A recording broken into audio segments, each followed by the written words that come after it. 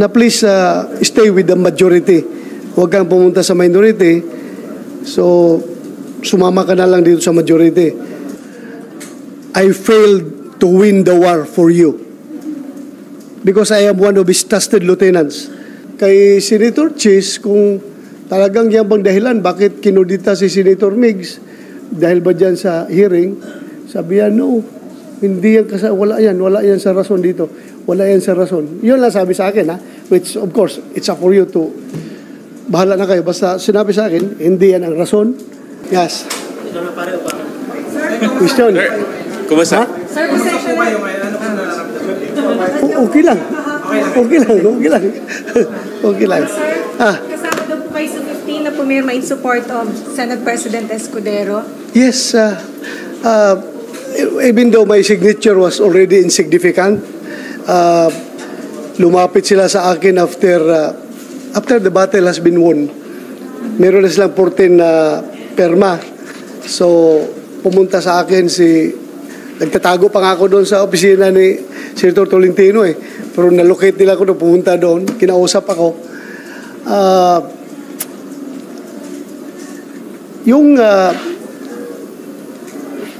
Sabihan ako na kahit na hindi na kailangan yung perma ko because they already have 14 and they only need 13 to unseat the Senate President.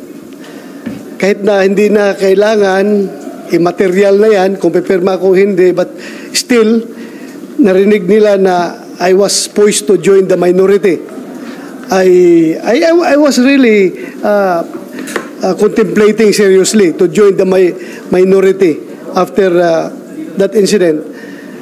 But I was persuaded by Senator Chis and Senator Alan Cayetano na please stay with the majority.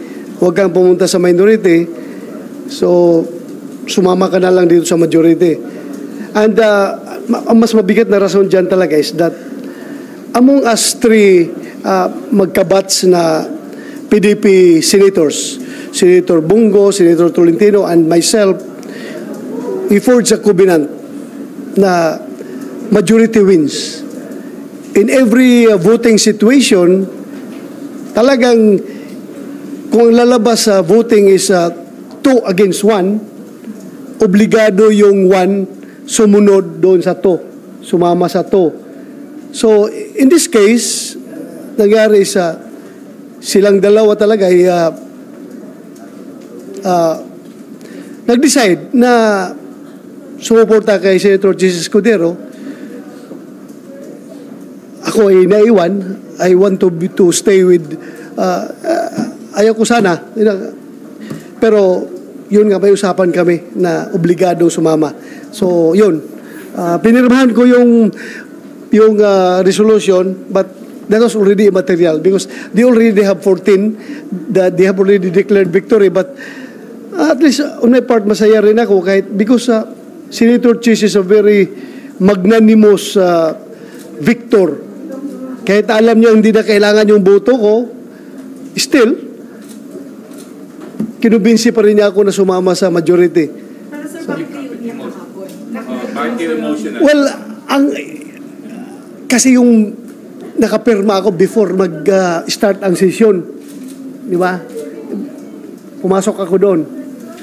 Tapos ngayon, nung sinaluduhan ako ni Migs, talaga hindi ko napigilan, napaiyak ako dahil for me being a good soldier, ang gusto kong sabihin kay Migs doon is, sorry boss, I failed to win the war for you because I am one of his trusted lieutenants. Ang kanyang mission sa akin is talagang i-secure yung aking partido, yung PDP na patuloy na magsuporta sa kanya. But still, as I have said, meron kaming usapan, kaming tatlo, Senator Bungo, Senator Tolentino, na majority rules.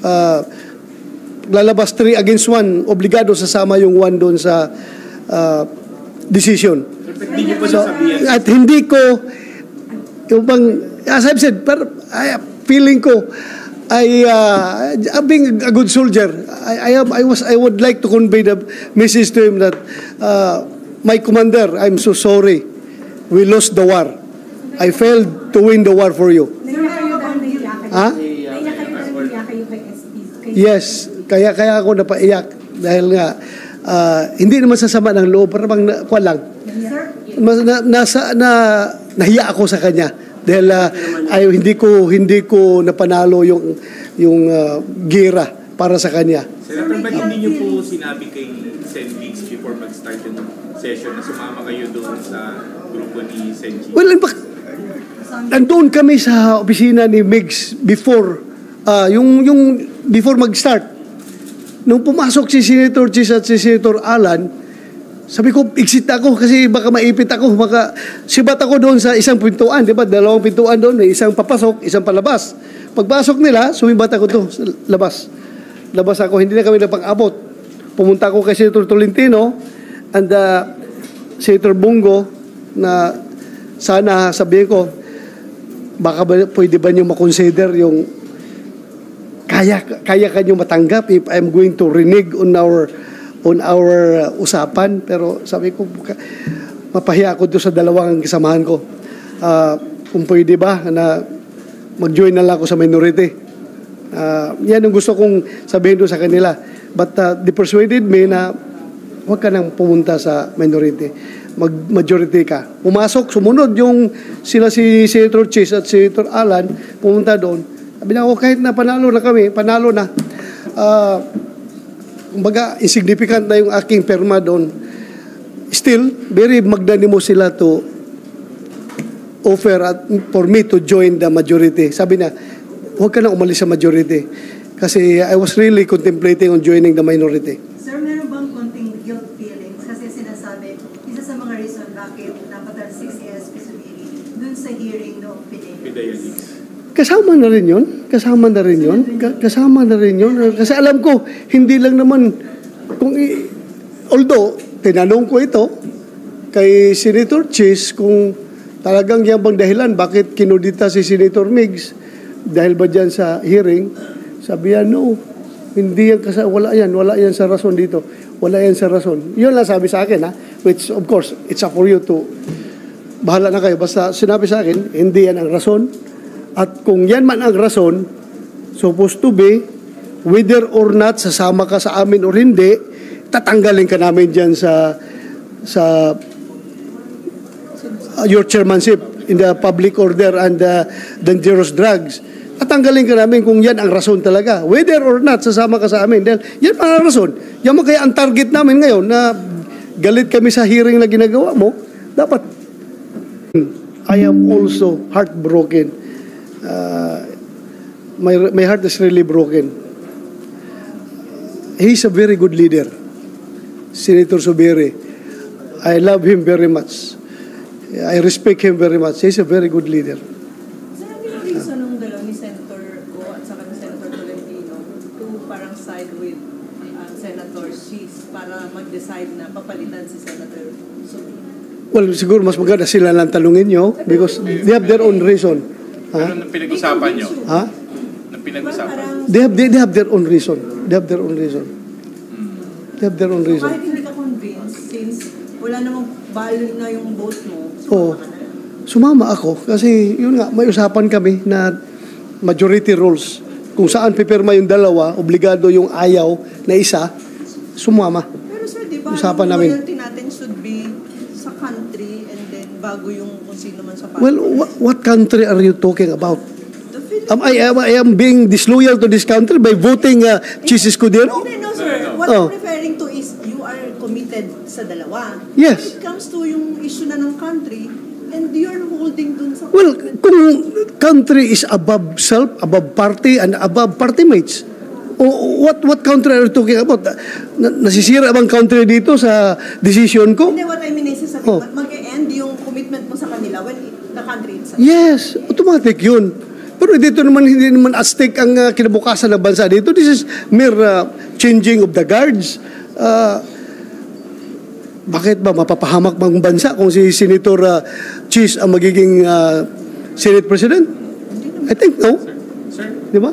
why were you contemplating dun sa nalumipat sa minority? Dahil nga, hindi na si Migs ang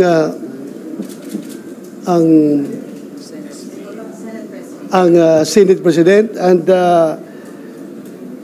yun nga, pag sinasabi nila na ako ang tina-target dahil sa aking hearing, so maybe pupunta lang ako sa minority nito kung talaga ako ang target nila. But it was explained to me properly by Senator Chis na kung ikaw ang target, sasama ka man sa amin o hindi, or hindi ka na namin kausapin. Ngayon panalo na kami, 14 na kami, mayroon kami 14 votes. Bakit ka pa namin imbitahan na sumali sa majority kung ikaw ang dahilan? Bakit na nagpalitan ng liderato sa Senado? Di ba? In-explain mo sa akin properly na hindi ikaw ang dahilan. So, tuloy pa It's rin not you. Pidea Leaks, Ha? Tuloy pa rin, sir, yung Pidea Leaks investigation. Tuloy pa rin. Tuloy pa rin. Pag nakondisyon na si Kumar, kung nasa kondisyon na pag makalabas sa ospital. And you're keeping the chairmanship. Ha? Ano yung dalawang nakulong dyan, sir, sa baba? Well, pag-usapan pa namin is kasi ang movement nung isa, si Senator Jinggoy, ang sa kabila naman ako. Pag-usapan namin yan dahil magbe-break na mahaba ang break ng Senado, kawawa naman makakulong yan dyan sa baba. So baka pwedeng pauwiin na yan kung pwede. Mag-usap kami. Kung papayag siya, pero may initial intention is pauwiin yan dahil hindi pa pwedeng naka-break kami tapos sila nakakulong dyan. Di maganda. Pwede ba yung sayo po uwiin yung kanya will stay? Kailangan mo. Fair tayo. Hindi po pwede. Ha? Hindi sa sir, baka magkaroon yung idea yung public na, wag ka naman pala magbe-break, papalabas nila. I mean, baka the lessons will not be learned kung ganun ilalabas din. Ay, the mere fact na na-contempt ka in public, kahit na hindi ka siguro kukulong, you will learn relation naman siguro. Maintindihan mo naman na mali yung ginawa mong pagsisinungaling, kailangan magsabi ako ng totoo. Ganun kasi, enough na yun, na-contempt ka. How much more pag kinulong ka? Kinulong ka 1 day, 2 days. Pag kinulong ka, gusto mo pang buong break ng Senado, nakakulong, kawawa naman yung mga tao na yan. So, may promise sa'yo si Senator Chis to stay as chairman of the Public Order? Yes, kahit na hindi pa ako pumirma. Kahit na hindi pa ako pumirma nung papel na yun, sinabihan ako na hindi ka namin tatanggalin dyan. Kahit na hindi pa ako pumirma ng resolution. Kasi nga, ako na lang is in order to be officially joining the majority, I have to sign the resolution kahit na immaterial na yun dahil meron silang 14 votes. Kung tutusin nga, pag panalo na ng 14 votes, kahit na 13 pa lang, pagkakuha lang 13 votes, we don't need your vote. Panalo na kami. Sino ka na papansinin namin? Sino ka na kukumbinsin namin dito? But at least they are very magnanimous in victory. At nilapitan tayo at kinausap. Na-earn nila yung respect mo na sa paggawa nila ng ganito. Yes. They earn my respect. Dahil mabait sila. Kahit papaano, pinuntahan ako. Kahit na alam, panalo na sila. Sir, Yes. di ba may mga umugong noon pa ng mga coup against the SP's bill? Ito po ba yung talagang may real na, may nag-upload sa'yo? May nagsabi sa'yo? Merong tumatawag. Yung mga past yan, sir. We're talking about the past. Yung the past? Oo. Oo. Meron talaga, sir. Oo. Hindi ito yung una. And you cannot be successful in a coup d'etat if you don't have the votes. So you have to convince everyone kasi mahalaga ang bawat boto na isang senador. So tawagan mo talaga sila. Senador yung tumatawag. Sir, yung dalawa din. Oo, kasamahan ko lang rin. Kasamahan ko. Ha? Wala from the House of Representatives. I don't know kung merong mas matapang sa kanila na tawagan ako. Ha? After nila ako babastusin dyan sa mga press con nila, tapos tawagan ninyo ako, ganun, baka kayo naka-small sa akin. Di ba? Malacanang, sir, Malacanang. Walang tumawag, Malacanang. Sir, magpakwento kayo ng preso to proceed with the hearing kasi... Ano?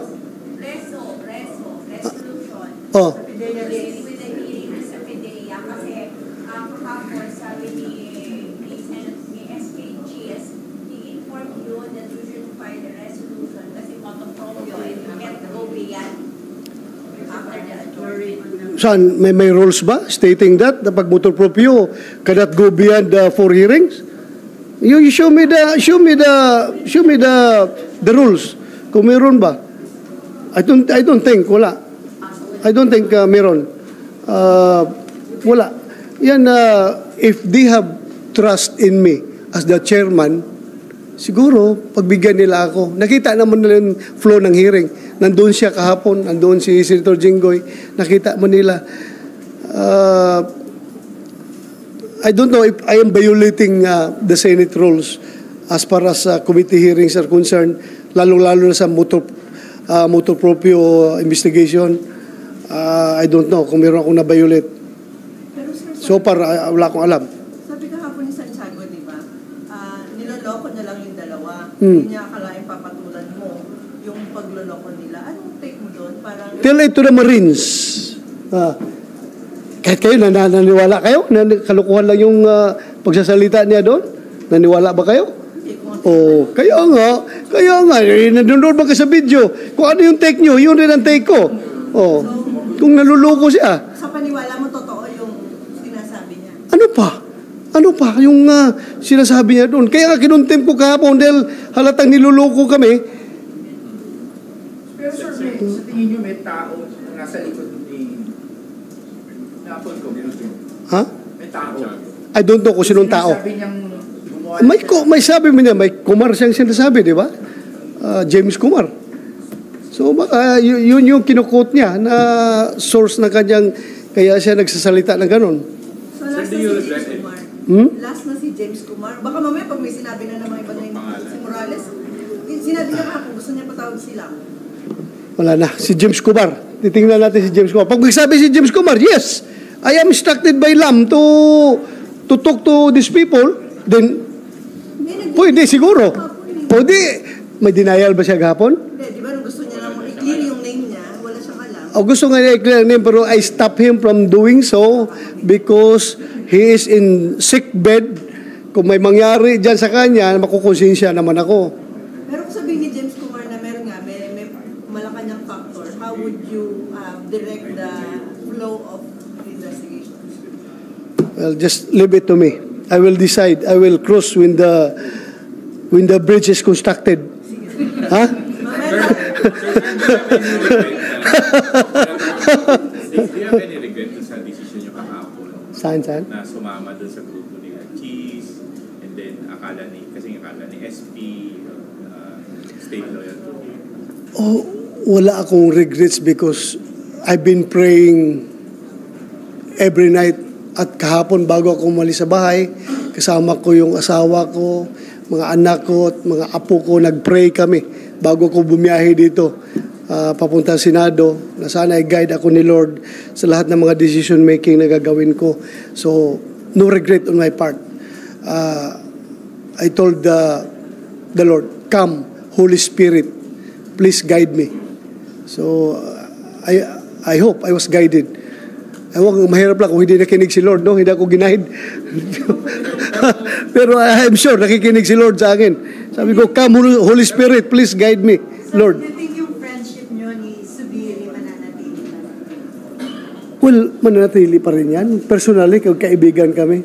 Kahit na anong mangyari siguro, mataas pa rin respeto ko sa kanya. I love him as a friend. Napakagaling niya na Senate President. Siya lang, as far as I know, 5 years pala ako senador. Siya lang ang Senate President na mahal ng lahat ng empleyado ng Senado. That's all I can say. Kaya ako napaiyak hapon nung sinaluduhan niya ako dahil nga, sabi ko sa kanya, Mr. President, sorry, I failed to win the war for you. Sorry. Senator, gano'n po kahirap sa inyo? How difficult was it arriving decision na iiwanan niyo si SP? It's no longer hard for me because the battle has been won. Panalo na yung kabila. Wala na kung ako ang naging number 13, wala na, ayaw. Siguro may guilt on my part, pero wala na, material number 15 na ako eh. Pero 15. Significant yung signature. Hindi pa rin pinili na manatili. Para sila Ha? yung Hindi interview. niya pinili manatili na loyal kay Subiri. Dami pag the battle already. Well, as I have said, tinimbang ko ng husto yung aking desisyon. Nagdasal ako kay Lord, ay guide ako.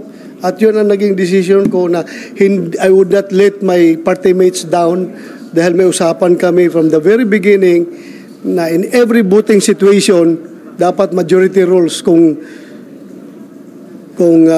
yun nga, 2 against 1, yung 1 should go with the 2. So yun ang aming usapan. Sir, kung ikaw yung pang 13, para mas mahirap yung decision sa tingin mo, yung, di ba, parang 13 is the simple majority of 24. Kung ikaw lang yung pipirma para matutuloy yung, kung pang 13, di ba, 13 yung kailangan? Oh, hindi ako maharap kay Migs. Hindi, wala akong mukha sa kanya. I was fighting tooth and nail na hindi siya ma-remove. I've been convincing my party mates, but still, I respect their decision. May decision silang sarili. Yes. Sa House of Representatives, there was a call from the Balance Representative who would apologize. A big apology daw po from you to the President about What? leading the PTA. What sin have I done in order for me to seek an apology? Please tell me, anong kasalanan ko para ako maghingi ng apology? Kasalanan ko ba kung nailagay yung pangalan niya doon sa report na yon? Was that my fault? I don't think so. Mas malaki ang kasalanan ko siguro sa Pangulo kung being chairman of Public Order and Dangerous Drugs. Wala akong ginagawa dyan sa mga informasyon na yan na hanggang lumaki, hindi ko inaksyonan. Mas lalo siguro kung may kasalanan sa taong bayan, kung hinahayaan ko yan, na yung mga security classified documents ay palagi na lang nangyayari, merong ganon, kung hindi natin imbestigahan. So, I don't see any offense. Bahala na, kung sila tingin nila may kasalanan ako, then sorry. Kung may kasalanan ako, pero for me, to seek for an apology, to ask for an apology, to give my apologies, wala man siguro akong naggawang kasalanan. Oh. Sir, comment na rin na according to SP, former SP Subiri, biktima din daw po siya ng bangayan ng Marcos and Duterte. Kaya po siya natakot. Biktima daw po siya ng rift of the Marcos and Duterte. Kaya po siya natakot. What's your comment on that? Do you think that's possible? Maybe. To be practical about it. Maybe. Because yun nga po, he signed the arrest order kay Kibuloy. He signed po the arrest order kay Kibuloy, and then also he allowed the PDA. So on both counts and Maybe, but I don't have personal knowledge. Ako hanggang deduction, induction, conclusion, yun lang yung sa akin. Personal ko lang. Wala akong personal knowledge talaga. Feelings ko lang. Personal feelings. No personal knowledge. Personal feelings. Babalik ako doon sa bakit kailangan magpalit ng Senate leadership noong kinausap ka, noong mga nag-convince na dapat magkaroon ng Wala namang sinabing rason. Basta, sama ka sa amin. Sabi ko, sorry, hindi. Yun lang. Tawag, pare, sama ka sa amin. Pasensya ka na pare. Dito lang muna ako. Yun lang mga. Wala pong reason. Wala. Wala talagang reason na dahil sa style ng leadership, dahil sa... Hindi man kami ganun mag-usapan dito. Ganun. Magtatanong-tanong ka pa. Alam mo naman, you yourself being a senator, kung ano yung reason nila nakikita mo rin naman siguro. Ang reason na yan. So, no need to ask for any reason, any justification. May dinner daw mamaya sa Palace. Are you one of the invited? Pupunta ka na. Invited mo daw lahat ng senador. Pupunta kayo. Hindi ko lang alam. Hindi ko na-date yung asawa ko kahapon. Anniversary namin kahapon eh. Dahil sa hearing, hindi ko na-date. So, baka i-dinner ko yung misis ko ngayong gabi. Oo. Priority ko na yung misis ko kaysa Malacanang. Sama mo na doon sa dinner. Ha? Punta ka sa Malacanang, libre lang. Sama mo. Baka sabihin natin kung Malacanang, ginawa mo pang date. Malacanang Ginawa pang date dito Malacanang, ha? Romantic natin. Okay na. Salamat, ha? Salamat. Thank you. Sir, di ba dati?